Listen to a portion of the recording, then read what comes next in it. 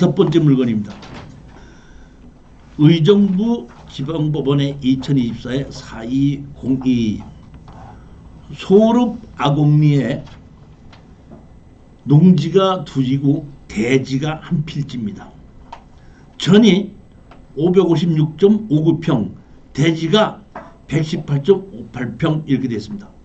이 땅에 건축 허가만 받았고 착공을 하지 않아 갖고 그 건축 허가는 제가 보기에는 취소가 된 게 아닌가 그러는데 봤더니 공시지가가 여기 보면 그 약 10만 7천 원이더라고요. 그러니까 제가 지금 우리가 낙찰 받는 가격으로 쳐서 봤더니 공시지가로 따지면 한 5, 6만 원 정도의 낙찰을 받는 것 같아요. 보면 감정가보다는 훨씬 싸지만은 공시지가로는 그렇다는 얘기입니다.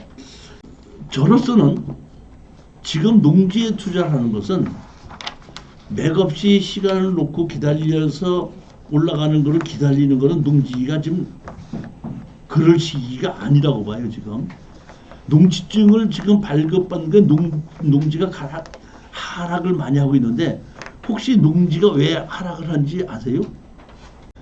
LH 사건이 나고 난 다음에 농지를 살려고 할 때는 농지 자금을 내가 어디서 한다는 것 자금 출처까지 보고를 하게끔 돼 있거든요. 그러다 보니까 내가 자금 출처까지 돼가면서 농지를 애써서 사서 농사를 지으려고 하는 사람이 별로 없다 이런 얘기입니다. 내가 왜 그런 데 끼냐 이런 얘기죠. 그러다 보니까 농지가 많이 하락을 했어요. 보면. 그렇기 때문에 저로서는 지금 이거를 사놓고 언제 그런 법이 다시 바뀌고 농지가 활발하게 거래될 때까지 기다리기 어렵다고 보니까 최악의 경우 연금으로 신청해도 수익이 될 수 있는 최악의 경우 그러니까 기다려서 건축허가도 나고 창고도 지을 수 있고 다 할 수가 있고 도로도 있고 다 있는데 그것도 다 안 된다고 했을 때 연금이라도 신청했을 때 수익을 올릴 수 있어야지 추천합니다. 지금 농지는. 그러기 전에는 이거를 사서 뭐 허가를 받아서 개발해서 뭐 팔고 빠져나오라 이런 투자는 제가 지금 추천하지는 않습니다. 농지는. 근데 여기를 보면 가격이 얼마까지 하라 그랬죠? 34%까지 하라 그랬죠. 제가 34%까지 하락했기 때문에 추천했는데 또 가서 지르는 곳이죠. 즉 이 얘기는 무슨 얘기냐면 34%니까 34%의 그냥 최저 가격 나 혼자 낙찰 받은 바 아니면 만다 하는 마음으로 입찰에 들어가야지 수익이 새는 것이지 그래도 또 누가 들어와서 내가 질지 모르잖아 하고 또 여기다 올리지 말라 이런 뜻입니다. 농지 취득 자격증 면서는 필요합니다.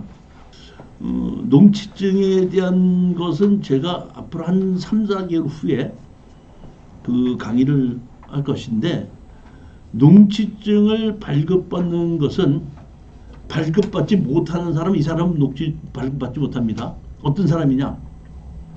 내가 농지를 사놓고 농사를 안 지어가지고 다른 사람한테 다 임대를 주고 있는 사람 그리고 농지를 사놓고 농사를 안 짓고 있는 사람 이 사람은 지금은 전산에 들어가서 농지증을 신청하러 왔습니다. 그러면 누구시여 이름하고 뭐 성명 되시죠? 그러면 보고 당신 어디 농지 있는데 당신 농사 안 짓네요? 그러면 당신이 옛날부터 갖고 있던 농지도 농사를 안 지면서 이걸 농사를 진다고 볼 수가 없네요. 못 해줍니다 해도 어쩔 수 없습니다. 그거는 소송을 해도 이길 수가 없어요. 그러니까 내가 농지를 갖고 있는데 농사를 안 짓고 있다는 사람은 농지에 입찰에 들어갈 생각하지 마시라 이런 얘기. 그렇지 않은 경우는 농지증은 받을 수 있습니다. 여기 보시면 뭐가 돼 있죠? 건축 허가를 득하였으나 미착공 상태로 여기 보면 한 필지, 두 필지, 세 필지인데 여기 도로로 쓰고 있는 것이 한 필지가 있고 여기 농지 한 필지가 있고 여기 대지가 한 필지 있습니다. 이렇게 세 필지입니다. 한 필지, 두 필지, 세 필지입니다. 이거는 대지입니다. 용도 지역이 여기 보시면 계획관리지역과 생산관리지역으로 되어 있죠. 지금 여기 보시면 짙은 파란색이 있고 옅은 파란색이 있죠. 옅은 파란색은 생산관리지역이고 짙은 파란색은 계획관리지역이에요. 그러면 여기다가 내가 건물을 짓는다 그러면은 용도지역에 의해서 건폐율과 용적률이 정해지고 건축할 수 있는 건축물의 종류가 결정이 되지 않습니까? 그러면 여기는 계획관리지역과 생산관리지역이 이렇게 됐을 때는 어떤 법규 적용을 받느냐 이런 얘기거든요. 이럴 때는 어떤 법규 적용을 받냐면 면적이 넓은 쪽 법규 적용을 받습니다. 즉 여기에 계획관리지역의 면적이 넓기 때문에 여기다 전부 다를 집을 짓는다 그러면 여기에 건축허가는 계획관리지역에서 건축할 수 있는 건축물과 건폐율과 용적률을 적용한다 이런 뜻이냐. 그러니까 여기에 생산관리지역에 있는 것이 실질적으로는 이 땅에다 건물 짓을 때는 계획관리지역 법규 적용을 받는 땅이다 이렇게 보시면 되는 겁니다. 이렇게 약간 언덕에 있는 걸로 보이고 여기 보시면 여기 보면 경기도청 이게 의정부가 있고 의정부보다 포천 가는 쪽이죠. 포천서부터 세종시까지 이제 그 고속도로가 생기면서 포천이 상당히 많이 지금 발달이 되고 포천에 공장도 많이 지어지고 하게끔 있는데 거기에 있는 그 포천 중에서도 북쪽 끝이 아니라 남쪽 끝에 있는 땅입니다. 그렇기 때문에 제가 보기에는 감정 가격이 조금 높았던 것 같아요. 그러니까 말이 포천이지 거의 그 양주하고 의정부하고 가까운 쪽에 있는 곳입니다. 양주에 있는 그런 땅이라고 보시면 됩니다. 행정구역은 여기 옆에 있던 그 도로를 위해서 여기 위에 이렇게 있는 그런 곳입니다. 그 위에도 밭이 이렇게 있고 자 이게 봤더니 뭔가 허가를 봤더니 뭐죠? 신축허가 허가 신고일이 2023년도죠. 이치는데 뭘로 했죠? 일종 근린생활시설과 미착공이라고 돼 있죠. 건축 허가는 허가를 받고 1년 이내에 착공하지 않은 그 허가는 취소됩니다. 그럼 그거를 취소시켜 연결시키려면 6개월씩 2번을 연장시켜 주거든요. 그러니까 총 2년이에요. 그러면 23년도에 5월 달인데 25년 5월 달이면 착공을 안 해서 무조건 취소해요. 그러니까 여기에 건축허가는 취소됐다고 보는 것이 맞습니다. 그렇지만 이 땅으로는 건축허가를 나섰다니까 여러분들이 다시 건축허가를 신청하는 데는 아무 문제가 없습니다. 일단은 연금으로 투자를 하고 내가 안 팔았을 연금으로 받겠다는 생각을 하고 있고 그 안에 개발이 되든가 뭐 한다고 팔 때는 매도하고 나오겠지만은 아니면은 다 나 여기서 연금으로 농사 짓고 여기 앞에 대지에다가 집 한 채 지어놓고 연금으로 받겠다 이런 생각을 하고 최저 가격에 만약의 경우에 제 생각입니다. 이번에 한 번도 그러니까 낙찰자가 없을 수도 있습니다. 그때 들어가면 딱 맞아요. 그러니까 지금은 제일 최저 가격으로 나 혼자 들어간다고 했을 때 가는 거고 한 번 더 떨어졌을 때 가면 연금으로 신청해도 딱 맞고 지목 일부가 대지가 있기 때문에 거기다가 집도 하나 질 수가 있고 했기 때문에 여러모로 좋고 양주 쪽이다 보니까 서울하고 그다지 멀지도 않고 여러모로 내가 봤을 때 그런 면으로는 괜찮지 않는가 이런 생각이 듭니다. 연금을 신청하는데 농지연금입니다. 연금을 신청할 때는 저기 보시면 다음 요건을 모두 충족해야 한다. 제일 첫 번째 뭐죠? 농지법상 공부상 지목이 전답 과선이어야 되고 사업자가 소유하고 있어야 되고 사업 대상자가 공부상 지목 전답 과수를 2년 이상 보유한 농지 사업 대상자의 주소지가 담보 농지가 소지되는 군내에 30km 이내의 지역에 있는 농지 이 요건은 2020년 1월 이후부터 신규 취득한 농지부터 2020년 2월 이후 취득한 농지는 2년 이상 농사를 지었어야 되고 그 다음에 30km 이내에 주민등록이 돼 있어야 된다. 아까 조금 일부가 대지로 돼 있기 때문에 거기다가 주택을 하나 지어서 글로 그 주말에 가서 쓰는 집으로 보면서 연금을 신청해도 된다 이런 뜻입니다. 요걸 한번 보시겠습니다. 연금을 실천할 때 가격을 가지고 결정하는데 그 가격이 개별 공시지가의 100% 또는 감정평가의 90%중 가입자가 결정합니다.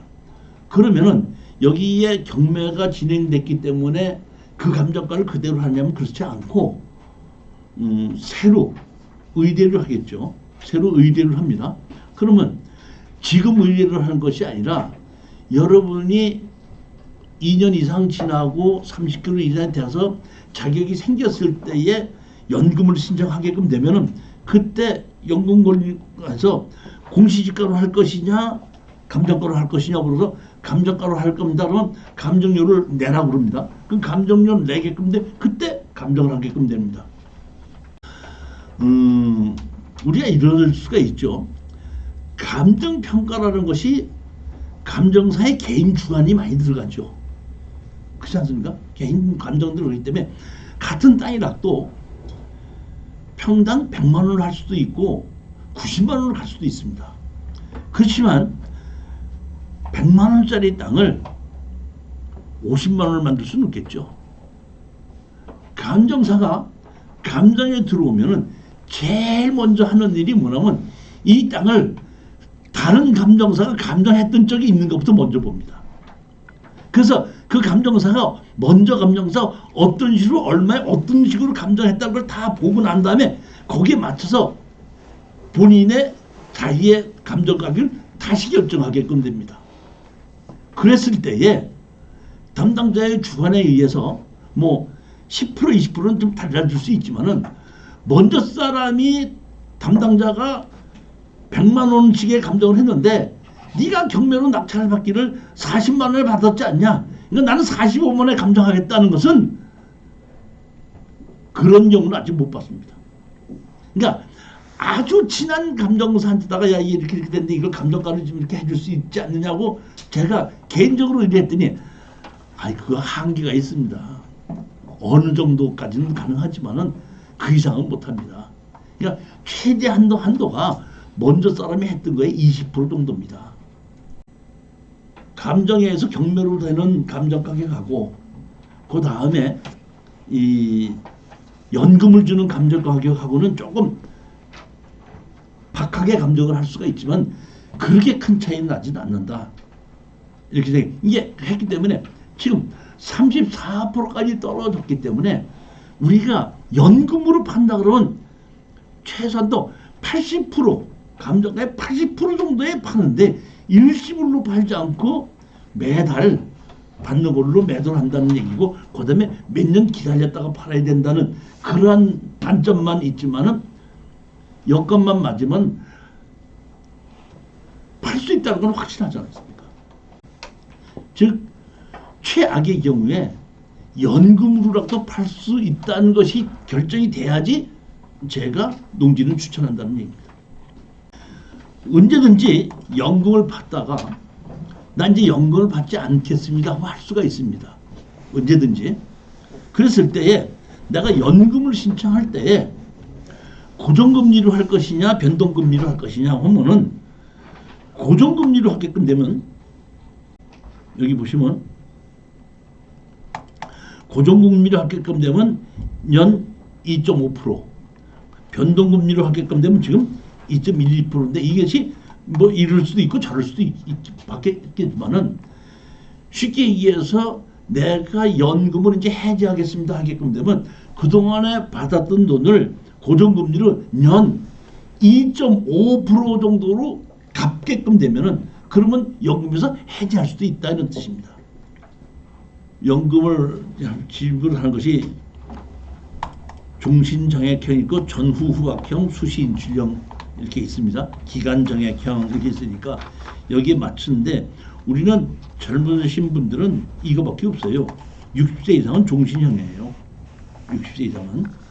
그러니까 기간정액형이나 이런 것은 연세가 좀 더 들으신 분들만 가능하니까 우리는 처음부터 나는 종신형으로 신청해야 되겠다 하는 마음으로 하셔야 된다는 뜻입니다. 지급정지 사유가 이게 하나가 더 생겼더라고요. 이번에 깜짝 놀랐습니다. 보니까 이거 보면 농지연금 채권이 저당권이 채권력액을 초과할 것으로 예상되는 경우로서 다시 말하면 농지 가격이 확 떨어졌다. 그러다 보니까 연금을 줄 때는 10억으로 했는데 이게 앞으로 한 7, 8억밖에 안 갈 수도 있겠구나 할 때는 연금을 줄이고 중단시킬 수 있다 이런 뜻입니다. 이게 없던 규정이 생겼는데 그 땅값이 올라가진 않아도 그 자리로 정체되어 있는 것은 맞는 건데 지금 보면 떨어질 거를 대비한 것이 지금 나왔더라고. 규정이 나왔더라고요. 6번째 물건입니다. 의정부 지방법원 양주시 남면 한산리 공장입니다. 토지가 661.26평, 건물이 149.43평, 채무자 점유후 건축물 관리대장은 제조업소로 되어 있습니다. 저는 이게 상당히 좋은 물건이 아닌가 이런 생각을 했습니다. 지금 제가 일반 임야나 일반 땅인 경우에는 제가 거의 추천을 안 하고 있습니다. 그만큼 땅을 사놓고 명의 없이 기다렸다가 파는 것은 그런 시대가 지났기 때문에 저는 안 하는 건데, 지금 이런 공장을 투자하는 것은 제가 여러분들에 말씀드린 것은 옛날에 땅을 투자하는 마음으로 투자하자 이런 뜻입니다. 예전에는 땅을 투자해놓고 맥없이 2, 3년을 기다렸고 4, 5년을 기다렸는데 이제는 월세를 받으면서 기다리자 이런 뜻입니다. 따라서 이거는 건물은 제외고 땅을 투자한다는 마음으로 하자 이런 얘기거든요. 여기 보면 땅 최저 가격이 얼마죠? 8억 1200까지 하락을 했는데 토지 감정 가격이 얼마죠? 12억이라 이런 뜻입니다. 여기서 아까 제가 특수경매에서 제가 제일 조심해야 될 게 뭐라고 그랬죠? 가격을 믿지 않는다 그랬죠. 그러니까 이것이 실질적으로 12억이 가는 것인지 서류상으로 가는 것인지 여러분들 확인해야 된다는 뜻입니다. 공장 없이 땅을 투자하는 마음으로 기다리는데 예전에는 땅을 사놓고 기다렸는데 지금 기다리는 것이 아니라 공장 같은 거를 땅만 투자한다고 사놓고 월세를 받으면서 기다리자 이런 뜻입니다. 아셔야 될 일이 있습니다. 자, 보십시오. 우리 수강생 한 분이 한 6, 7년 전인가 저한테 등록을 하신 분이 있습니다. 그분이 저한테 이렇게 얘기를 하더만요. 제가 한 20몇 년 전에 공장이 5개가 있었는데 다 팔고 그 공장을 중국으로 이전을 했습니다. 근데 4개는 팔고 하나는 못 팔았습니다. 안 팔려갖고 그냥 세를 주고 갔습니다. 가서 18년 동안을 중국에서 공장을 운영하다가 이제 돌아온 지 얼마 안 됐는데 중국에서 돌아올 때는 남은 것이 고철만 좀 남았더라고요. 그러니까 한 18년 동안 중국에서 공장하면서 먹고 살고 뭐 하는 거는 했는데 다 끝나고 나니까 남은 것은 고철만 남았더라는 얘기예요. 더 투자를 해서 기계를 바꾸지 않고 그냥 철사고 나온 거예요. 나왔다가 그 안 팔려 가지고 세를 주고 갔던 그 공장이 그 당시엔 뭐 3억인가 4억인가밖에 안 되는데 그게 20몇 억이 돼 있더래. 그래서 그걸 팔아 가지고 이제 교수님하고 땅 투자하려고 왔습니다. 무슨 얘기인지 아셨죠? 대한민국은 땅 가격을 같이 거래가 되지만 중국은 땅이 거래가 안 되죠. 임대입니다. 그러다 보니까 이런 공장 자체가 공장을 해서 돈을 버는 거는 조금 벌지만은 공장을 울면서 지나가다 보면은 그 공장이 내가 2억을 주고 사서 열심히 20년 동안 열심히 공장을 운영하면서 다 하다가 이제 나이가 먹어서 은퇴해야 되겠다고 해서 공장을 팔으려고 했더니 그 공장이 40억이래. 그런 거예요. 무슨 얘기 이해가셨죠? 그런 마음으로 투자를 해야 된다 이런 뜻입니다.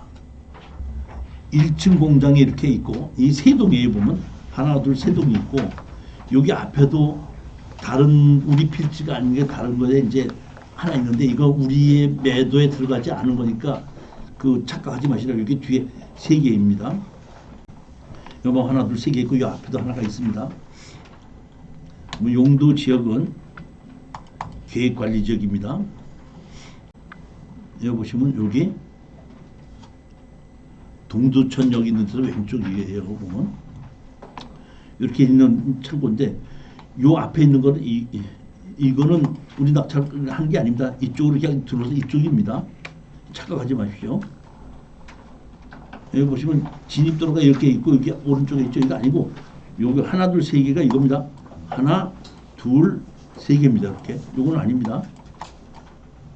이렇게 돼 있는 이 공장이고 여기 보시면 이렇게 그 안을 2층을 만들어 놓은 것 같고 이게 요거는 그 창고에 있는 거 있는 내용이고 이렇게 되어 있습니다. 주식회사 유니버스 바이오고 채권자 서울 서부신협 해갖고 12억 이렇게 설정을 해놓고 청구를 10억을 청구를 한 겁니다. 결국에 와서는 여기 보면 지금 최저 가격이 얼마죠? 지금 8억 1200이죠. 그러니까 결국은 대출해준 쪽에서 자기 돈을 다 못 가지고 갈 수 있을 정도로 하락했다 이런 뜻입니다. 점유자가 채무자 겸 손해자 유니바이오스 대표를 만나 현장 개요를 설명하고, 그러니까 다른 데 점유가 없고 땅 주인이 건물 주인이 직접 운영을 했었다 이런 뜻입니다. 토지 투자는 개발 행위부터 시작을 해서 그 기반 시설이 설정이 돼 있는데 김대중 정부에서 제일 먼저 했던 것이 난제발을 방지하자는 것을 먼저 했습니다. 그 이전에는 집만 있었으면 됐고 집만 살려고 많았었고 주변 환경을 생각하지 않았던 시기가 있었습니다. 이게 박정희 정부 때서부터 집만 하나 있으면 되고 월세 살고 월세도 그냥 같이 맞은편에서 살고 했다니까 그러니까 프라이버시가 너무 그 침해를 당하다 보니까 뭐 다가구 주택 뭐 이런 것도 허가를 내릴 수 있게끔 만들어놨고, 그러니까 다가구 주택이라는 건 세를 줄 수 있게끔 해서 프라이버시를 침해당하지 않게끔 만들어주는 것이 이제 건축에서 만들어지고 이렇게 했었는데, 이제 김대중 정부서부터 들어와서부터는 우리가 어느 정도 그 경제력이 해외에서 10,000불 뭐 이렇게 이상 되다 보니까 집만 있어야 되는 것이 아니라 주변 환경도 같이 생각해야 되지 않느냐. 그래서 조금 규제를 하자. 이렇게 해서 난개발을 방지하자. 이것이 보면 기반시설을 설치해야 하는 것이 그 목적으로 그 김대중 정부에서 세웠는데, 그것이 난개발 중에서 가장 중요했던 게 뭐냐면 경사도가 센 곳이나 나무가 많이 심어져 있는 것이나 일정 높이 이상으로 높은 곳이나 하는 것은 허가를 내주지 말고, 도로 하수도 기반시설이 없을 때는 기반시설을 네가 만든다는 조건으로, 그러니까 원래 기반시설은 정부나 지자체에서 만들어줘야 되는데 정부나 지자체가 만들어지지 않은 기반시설이 없는 곳에서는 개발하는 네가 기반시설을 만든다는 조건으로 허가를 내주겠다는 것이 그게 뭐냐면 김대중 정부의 부동산 정책이었어요. 제가 보면 없는 곳에서 그림을 그려낸 것은 박정희 정부지만 그걸 한번 리모델링해서 정식으로 다시 한번 만드는 것은 김대중 정부라고 생각합니다. 내가 무슨 정치 얘기하는 것이 아니라 그렇게 그 김대중 정부에서는 이런 기반시설을 중시해 갖고 개발 허가를 만들어냈기 때문에 우리는 기반시설을 설치를 하는 조건이어야 되는데, 제가 공장을 추천하는 이유는 기반시설이 만들어져 있다는 뜻입니다. 그러니까 일반 토지를 투자하는 사람들은 옛날에는 기반시설을 보지 않고 투자를 했었는데 개발행위 허가가 난 다음서부터는 기반시설이 설치가 안 됐을 때 내가 기반시설을 만들어야 되고, 아니면은 국가나 지방자치단체에서 기반시설을 만들 때까지 기다려야 된다는 뜻입니다. 그렇기 때문에 그 부담이 너무너무 많은 겁니다. 제가 건축을 전공한 사람으로서 저 동창생들이 그 김영삼 정부 이후, 김영삼 정부 이후라는 얘기는 무슨 얘기냐면 김영삼 정부에서 농지에 거리를 철폐했다는 뜻입니다. 그래서 많은 사람들이 농지나 뭐 이런 걸 사가지고 개발해서 팔고 하는 것을 제 동창들도 많이 했었는데 제 동창 중에서 10명이 했다 그러면 9명이 다 망하는 거예요. 왜?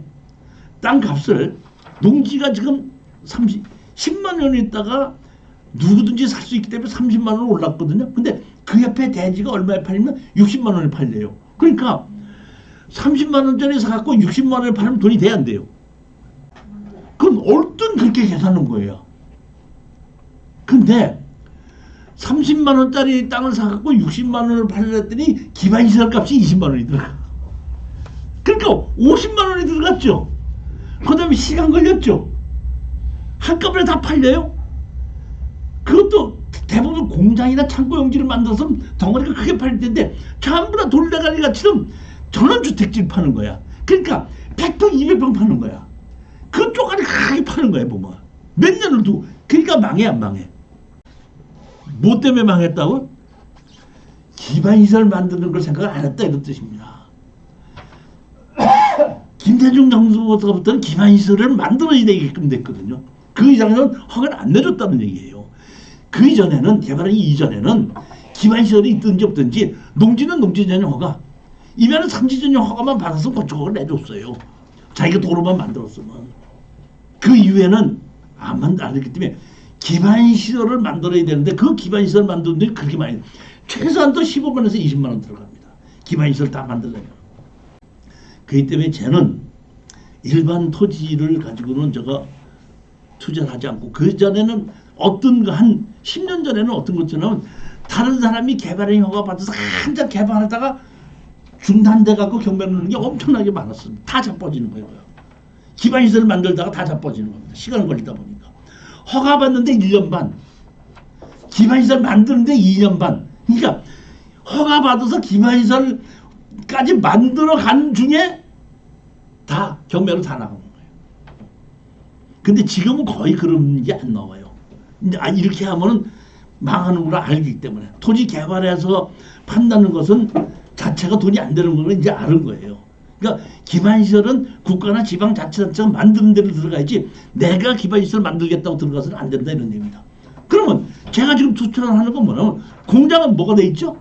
기반시설이 다 돼 있는 곳입니다. 그렇기 때문에 기반시설이 다 만들어져 있는 곳에 땅 가격보다 더 하락돼 있는 거를 낙찰을 받아서 기다리면서, 기반시설 없이 기다리면서, 왜? 월세를 주면서, 이거는 투자가 가능하다, 이런 뜻입니다. 그런 생각에 공장을 보고 그 공장 가격이 땅 가격 이하로 하락했을 때 추천하라는 겁니다. 7번째 물건 모시겠습니다. 성남지원의 2024 70123입니다. 초월면 무감리. 초월면 무감리. 제가 98년도에 초월면 무감리로 이사를 가서 10년을 살다가 나올 때, 이게 아주 제가 잘 아는 동네입니다. 아주 잘 아는 동네는, 제가 처음에 이 동네를 갔을 때는 가구가 한 100 몇십 가구 정도 있었거든요. 이 시골 동네인데, 그러다 보니까 이제 전원주택을 제가 갖고 오는 가구 늘어나다 보니까 한 4, 5년 살으니까 한 200 정도에서 250 가구 정도로 늘더라고요. 그 이후부터는 전원주택이 들어오니 전부 다 공장이 들어오는 겁니다. 서울하고 가장 가깝고 고속도로 있고 자동차 전용도로 있고, 이러다 보니까 인부 구하기도 쉽고 서울하고 가깝고 물건 보내기도 좋고 하다 보니까 진짜 거기서 한 10몇 년 살다 보니까 서울에서 아파트 뭐 5억짜리 가지고 그 시골 내려가는 사람들은 제일 가난한 사람이야. 그건 빈부야. 그 동네에 몇천 평 갖고 농사 짓던 사람들 땅값이 그냥 공장으로 지면서 올라가면서 50억, 100억씩들 갖고 있는 사람들이, 그 동네 사람들이 그냥, 와, 우리 집사람이 깜짝 놀라더라고. 어디 뭐 모임에 어떻게 가면은, 여보, 무서워. 저 여자들 돈 쓰는 거 무서워. 이러던 곳이 뭐야? 초르빔. 그 바로 위가 뭐야? 제천이고, 그 바로 밑에가 초래 이제 인데 이 여기에 이제 공장이 하나 경매로 나왔더라고요. 근데 이게 반값으로 떨어졌기 때문에 가격이 떨어졌기 때문에 추천한 겁니다. 여기 보시게끔 되면 땅 가격이 얼마죠? 9억 4천이죠. 근데 얼마? 14억이죠. 생각해 보십시오. 이 땅이 몇 평이죠? 땅이 몇 평이죠 지금? 368평이죠. 제가 이사가 갖고 한 2, 3년 있다가 농업진흥지역의 땅이 아닌 지역은 계획관리지역은 한 30만 원 갔었는데 농업진흥지역에다가 10만 원 주고 샀어요. 10만 원 주고 사서 농업인을 만들었고 집을 지어가지고 팔아서 80만 원 주고 팔고 나왔거든요. 그 당시에 30만 원, 40만 원 갔는데 지금 거기다 훨씬 나쁜 곳인데 감정 가격이 얼마죠? 그때 내가 그거 팔지 말고 그냥 여태까지 갖고 있었으면 지금 이 강의 안 해도 될 것 같은데. 하여튼 그런 곳에 있는 그런 공장이 경매로 나온 겁니다. 땅 자체는 작아요. 다른 공장보다는. 그렇지만 위치적으로 보면 한 20여 년 전에 우리 수강생 한 분이 저를 보고 교수님 시간 좀 한번 내주십시오. 그래서 왜 그랬더니 제가 땅을 2개를 골랐는데요. 어떤 걸 사야 되는지 모르기 때문에 한번 좀 해주십시오 그러더라고. 그러니까 시간 돼서 한번 같이 갑시다 해서 같이 갔어요. 어디 갔냐면 문경을 갔는데 문경이 새로 이제 점천하고 합쳐지면서 문경시가 돼갖고 문경시청 앞에 사거리 코너에 상업지역이더라고. 이거 어떻습니까? 문경시청 앞에 상업지역 좋아 나빠요? 좋습니다. 그럼 나한테 물어보고 사야 돼? 그냥 사도 돼? 근데 그 사람은 참 내가 보면 그 땅 투자에 있는 사람이다 보니까 나한테 물어보는 거예요. 아니 그럼 사면 되지 뭐 나한테 물어봐 그랬더니 내가 고양이고 뭐기 때문에 이걸 내가 살 수 있게끔 만들어 놨는데 사실은 이거 말고 다른 데 또 하나 더 좋은 걸 봤어요. 뭔데 그랬더니 수원의 역 앞에 뒷골목에 이종일반 주거지야. 이종일반 주거지예요. 근데 가격은 비슷비슷한데 수원 거는 이 땅에 면적이 반밖에 안 돼. 이거 100 몇십 평이고 그거는 200 몇십 평이야. 200 한 300평, 280평 그거 돼서. 근데 가격은 같은데 하나밖에 못 사겠는데 2개가 같이 나왔는데 어떤 걸 사야 될까요? 물어봐요. 어떤 게 좋아요? 수돗물 나오는 게 좋죠. 네? 수돗물 나오면 수도권이 좋죠. 바로 그겁니다. 쉽게 얘기해서 그 점촌 그 앞에 있는 그거는 그때만 좋은 거고 그때 올라가고 난 다음에 20년 지나도 지금도 안 올라가요. 그렇지만 수원에 사람들이 몰리고서 지금도 올라간단 말이에요. 이게 부동산 투자의 가장 원칙을 여러분 아셔야 되는 겁니다. 이해 가셨죠? 네. 그렇기 때문에 제가 그런 포천도 좋고 모두 좋지만은 이런 이 수도권하고 가까운 이런 것도 좋다 이런 뜻입니다. 여기 보면 이렇게 2개가 이렇게 돼 있고 여기 보면 조그만 게 있는데 이게 이제 제가 조금 이따 설명할 건데 이렇게 쪼가니 토지가 이렇게 나오는 게 있거든요. 이게 왜 이런 토지가 나오는가를 이제 설명을 드릴 겁니다. 여기 보면 이렇게 그 있고 이 앞에 공장 2개 놓고 이 앞에다가 그냥 가설 창고로 다 지어버렸어요. 보니까 용도 지역은 계획관리 지역입니다. 여기에 있는 도로가 이렇게 앞에 있고 이제 뭐 제시의 건물 이렇게 돼 있죠. 이게 중부고속도로 이렇게 있고 여기 있는 겁니다. 여기 앞에 이렇게 가설 건축물을 이렇게 지어놓은 게 있습니다. 이렇게 보면 크레인이 여기 있죠. 호이스트도 있고. 보면 개인으로 돼 있지 않습니까? 근저당 설정인 중소기업은행입니다. 점유자는 뭐예요? 크게 뭐 문제되는 것이 없습니다. 제가 매월 둘째, 넷째 금요일 날 특수금의 추천 물건을 강의한다고 그랬는데 1월 23일 날 1월에 4번째 금요일 날에 무료 공개 이 추천 물건 무료 공개 강의를 준비하고 있습니다. 혹시 여러분 중에 이 특수 경매에 관심이 있다고 하시는 분 있으면 1월 23일 날 무료 공개 강의를 할 때에 많이 참석해 주시기를, 또 여러분들이 광고를 좀 해 주시기를 부탁드립니다.